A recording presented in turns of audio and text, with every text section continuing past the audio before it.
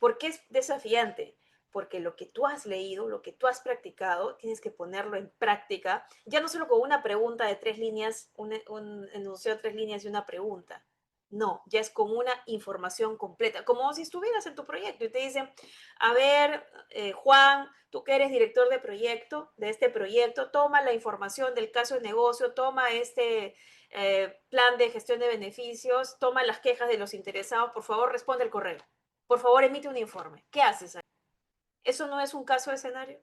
Es un caso de escenario. Entonces, pero la presión de Juan, ¿no? En este ejemplo, es que Juan quizá va a tener todo el día o toda la semana para responder o para hacer ese informe. La presión de ustedes como candidatos con este nuevo examen es que lo van a tener que hacer en un límite de tiempo. Eso es diferente. Y para eso hay que practicar y tener claro varios aspectos.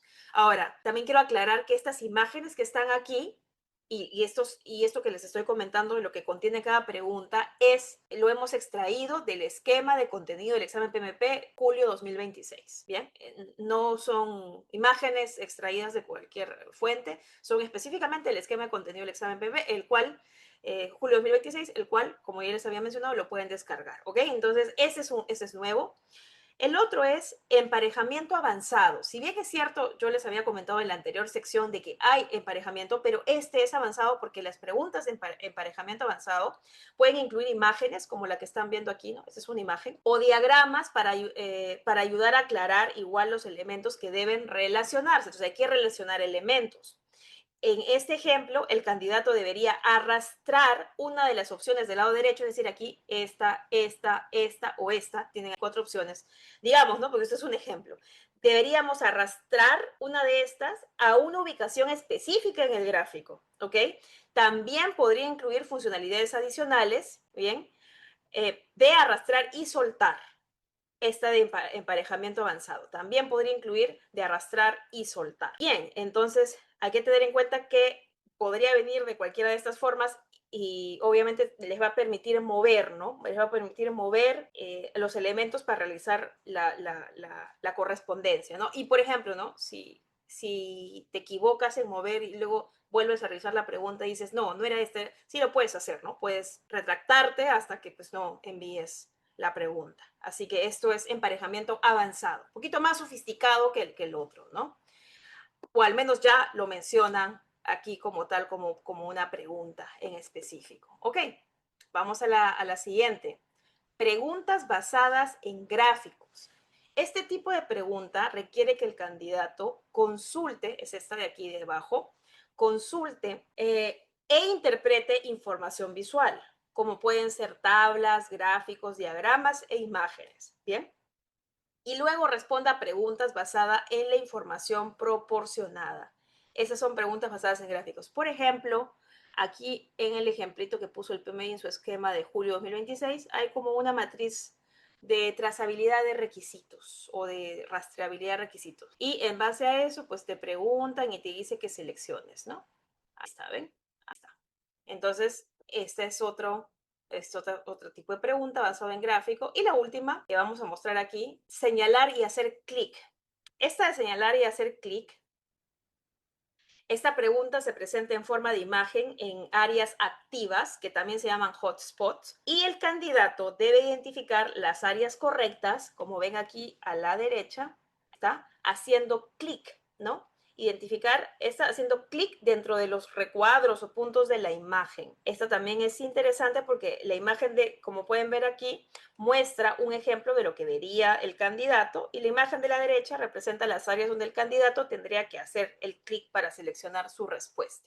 Por supuesto que no son las únicas preguntas, no es que hayan desaparecido, solo que no las pusimos aquí, pero se las voy a mencionar. También tenemos la pregunta de opción múltiple, ¿no? Respuesta única. Tenemos las preguntas de opción múltiple, respuesta múltiple, en donde hay que seleccionar varias. Bien. A verla. Y tenemos también otra que es la de lista desplegable.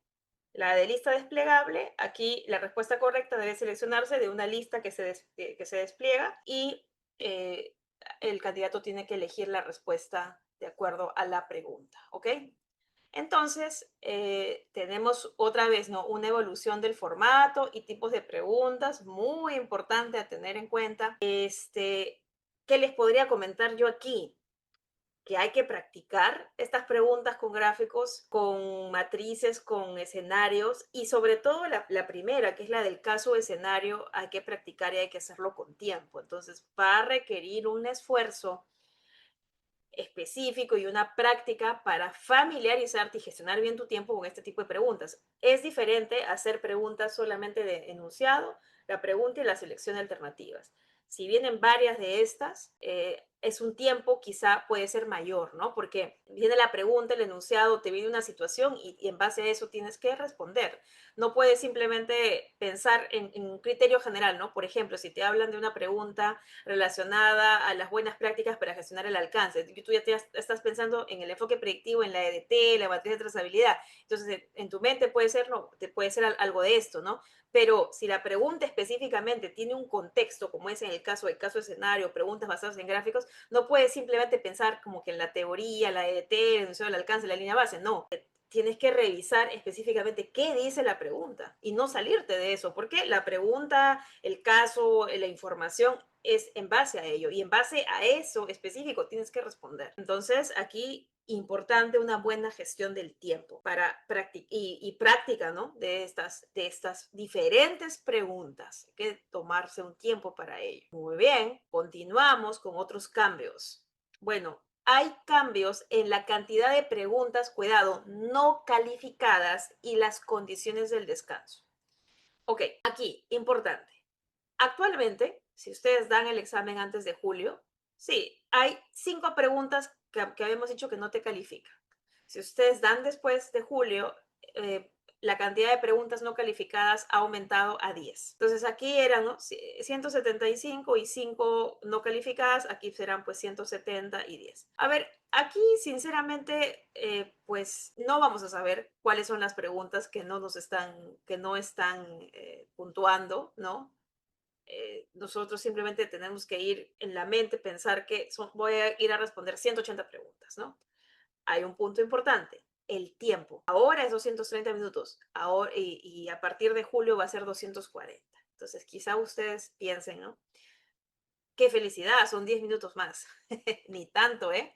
Porque si vamos a tener preguntas de casos y las de casos toman más tiempo, como ya hemos visto, ¿no? O de gráficos, ¿será que la gestión del tiempo será igual? Tenemos que practicar y esforzarnos un poquito más, porque esos 10 minutos quizá no van a ser suficientes para si yo no tengo una buena gestión del tiempo. Entonces, no se confíen en ese sentido y no piensen que ahora, después, en julio de 2026, va a ser más fácil, ¿no? Porque tienen otros tipos de preguntas y repito, hay que preparar, practicar, gestionar bien el tiempo y tener una estrategia clara para esas preguntas. Bien, ¿qué pasa con respecto a los descansos? Yo les explicaba que actualmente, si dan antes de julio de 2026, se han incorporado 2 descansos de 10 minutos para el examen PMP. El primero aparecerá después de que respondas las preguntas de la 1 y la 60 y revises todas tus respuestas. El segundo receso aparece después de que hayas completado la pregunta 120 y hayas confirmado que revisaste todas tus respuestas. Pero ¿qué pasa ahora?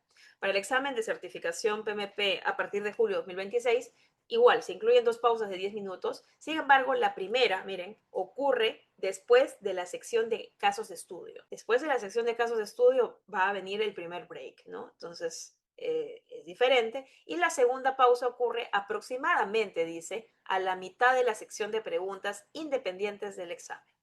A la mitad, va a venir a la mitad. Ok, entonces ahí hay un cambio también. Vamos con otro cambio.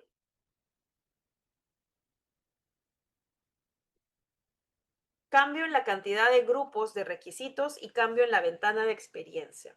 Habíamos mencionado que con la edición del esquema de contenido del 2021 hay 3 grupos, ¿verdad?